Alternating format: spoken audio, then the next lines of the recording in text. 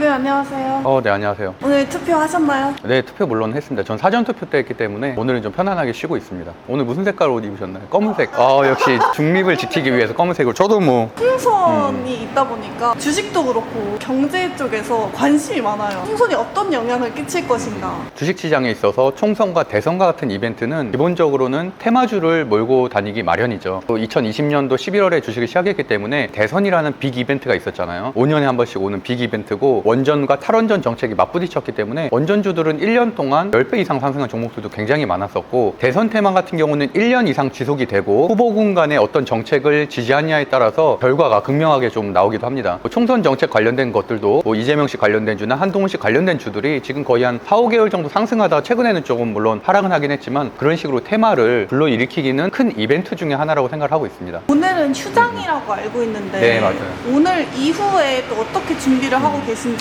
결과가 아직은 나오지 않은 상태이기 때문에 조심스럽긴 하지만 여론조사에서는 어쨌든 민주당이 압도할 것으로 예상이 되고 있잖아요. 그러다 보니까 기존의 정부에서 추진하고 있는 저PBR 정책이라는 게 있었죠. 올해 1월부터 일본 증시를 모방을 해서 저PBR 관련된 종목들이 엄청나게 급등을 했었잖아요. 예를 들자면은 지주사인 CJ 같은 경우도 84,000원에서 한 135,000원까지 거의 100% 가까이 올랐고요. 기아차 같은 경우도 지난번 방송한 대로 거의 20년 만에 신고가가 나와서 1월 달에 한 88,000원이던 게 13만 원까지 한 50% 이상 상승을 했었고요. 지역난방공사처럼 정말 평생 움직이지 않을 것 같은 계속 하락세만 있었던 종목들도 올해에만 거의 100% 가까이 상승을 했습니다. PBR 정책에 따른 수혜주라고 할 수가 있었는데 정부가 추진하는 것들이죠. 그런데 여당이 100석이든 110석이든 조금 하락할 가능성이 높기 때문에 그렇게 되면 현 정부의 정책 기조가 흔들리게 될 가능성이 높습니다. PBR 주들은 지금도 물론 차익 매물이 10% 이상 나온 종목들이 꽤 많은데 이런 종목들의 하락률이 더 커질 것이다 라고 생각을 하고 있고요. 금융주들이 역사적 신고가가 나온 종목들 굉장히 많거든요. 하나금융지주도 1월 달에 4만 원이던 게 6만 5천 원까지 급등하는 모습을 보였는데 그런 것들이 최근 들어 한 20% 조정을 받았지만 추가적인 조정이 저는 있을 것이라고 좀 예상을 하고 있습니다. 가치주가 옳다, 성장주가 옳다의 개념을 말하는 건 아니지만 가치주 같은 경우는 제가 항상 말씀드렸다시피 성장세는 없잖아요. 말 그대로 매출이 좋긴 하고 영업이익률도 괜찮지만 10년 뒤에 더 좋아지진 않는다는 얘기죠. 이 정도 수준에서 특별하게 좋아질 일도 특별하게 나빠질 일도 없는 게 이제 보통 가치주라고 판단을 하고 있거든요. 금융주들을 배당의 목적으로 보유하는 건 괜찮지만 지금같이 저PBR 정책이 하반기부터는 힘이 빠질 것 같은 이 시점에서는 신규 진입하기는 굉장히 좋지는 않다. 역사상 최고가에 물릴 가능성이 상당히 높은 지점이라고 저는 개인적으로 생각을 하고 있고, 일단 이번 여당과 야당의 큰 정책 중에 하나가 매년 11월, 12월에 이슈가 되는 대주주 양도세를 유예할 건지 시행할 건지인데 작년에 유예해서 지금 1년이 유예가 됐고 폐지하겠다는 정책을 내세우고 있는데 야당과 같은 경우는 시행을 하겠다는 거거든요. 야당이 지금 이길 가능성이 높아졌기 때문에 당연히 거기에 따른 추가적인 11월, 12월 하락은 나올 수 있다. 총선 결과가 나오는 내일부터 최소한 다음 주까지는 그런 여파로 인해서 주식시장이 조금 안 좋을 가능성도 있겠다라고 우려를 하고 있습니다. 유연하게 우리 주식 투자자들이 대응해야 될 부분이기 때문에 관심을 가져야 된다고 생각을 하고 있습니다. 4월 10일인데 오늘 이후에 좀 주목해야 하는 종목들이 있을까요? 반도체주들은 고점 대비 30% 이상을 조정받을 것이라고 말씀드렸었는데 CXL, 제가 한 3달 전, 4달 전에 많이 추천했었던 섹터들이죠. 오키스전자가 1월 23일에 14,000원 이후로 현재 7,700원이 됐습니다. 테마성이 좀 강한 종목이긴 한데 어쨌든 반도체 업종이고 반도체 업종의 대장주였거든요. CXL에서는. 근데 반토막이 났어요. 2달 반 만에. 그 아랫단에 있었던 네오셈도 많이 추천했었던 종목이고 현재 17,000원에서 11,000원까지 한 30% 이상 하락을 했거든요. 이번 달 초부터 계속 말씀드렸던 거는 반도체 비중을 저도 많이 줄였고 계속 줄여야 된다고 말씀드렸습니다. 엔비디아가 고점을 찍었고 어닝 서프라이즈가 또 나온다 한들 너무 많이 올랐기 때문에 벌써 7배나 올랐잖아요. 현재는 반도체를 줄여야 될 때는 맞고 고점 대비해서 30% 이상 하락을 하면서도 지지를 확인을 한다면 뭐 한미반도체라든지 이런 대장급들은 분할 매수는 해 나갈만 하다. 최근에 가장 상승세가 좋았었던 3월 14일, 15일 이때쯤 방송에서 추천을 했었던 필옵틱스 같은 경우도 2배 이상 상승을 했는데 4월 5일에 최고점 신호가 나왔고 그러고 나서는 28% 정도가 하락을 했습니다. 계속 상승하는 종목은 절대 있을 수가 없거든요. 반도체가 1년 내내 상승을 했어요. 그래서 한미반도체가 10배 이상 상승을 했고 아무리 못 오른 종목들도 대부분 다 역사적 신고가 근처에 와 있거든요. 부담스러운 가격이다. 지금 섣불리 진입할 땐 절대 아니고 기다려야 된다라고 말씀드리겠습니다. 그래서 제가 지난번에 추천드렸었던 섹터는 실적이 좋으면서도 계속 모멘텀이 있는 뭐 방위산업의 하나에어로스페이스라든지 뭐 말씀드린 이후에 30% 이상 상승을 했고요. 인적 분할 이슈가 나오면서 현재 조금 조정 중이지만 여전히 좋은 가격대고, 현대로템 같은 경우도 어제 무려 한 10% 정도 급등을 하면서 방산주들이 여전히 우상향하는 정배열 구조다. 또 LRG 넥선도 여전히 제가 좋아하는 종목이고 뭐 로봇 재료라든지 이런 추가적인 재료도 있기 때문에 하락할 때마다 조금씩 분할 매수하면 되는 충분히 좋은 섹터라고 보고 있고요. 또 그 당시 말씀드렸던 미용기기 섹터인데요. 비올도 뭐 추천 이후에 거의 30% 이상 상승하고 나서 현재 눌리고는 있지만 20선을 잘 지키고 있는 괜찮은 모습이기 때문에 비올이라든지 원택이라든지 이런 종목들은 거래량 없는 조정 중이긴 하지만